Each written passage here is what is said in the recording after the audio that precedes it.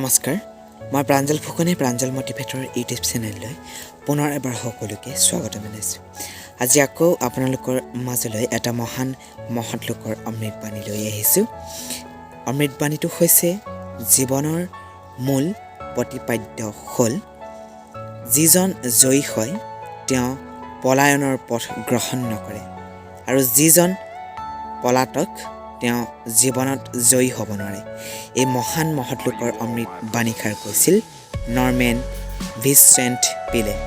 সঁচাই এটা মহৎ লোকৰ অমৃতবাণী হয়।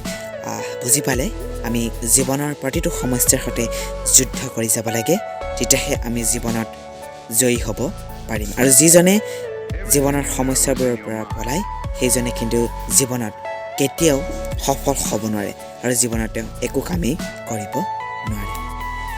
আকৌ কৈ দিছোঁ এবাৰ, জীৱনৰ মূল প্ৰতিপাদ্য হ'ল যিজন জয়ী হয় তেওঁ পলায়নৰ পথ গ্ৰহণ নকৰে আৰু যিজন পলাতক তেওঁ জীৱনত জয়ী হ'ব নোৱাৰে। ধন্যবাদ। বিদায় লৈছোঁ মই প্ৰাঞ্জল ফুকনে প্ৰাঞ্জল মটিভেটৰ ইউটিউব চেনেলৰ পৰা।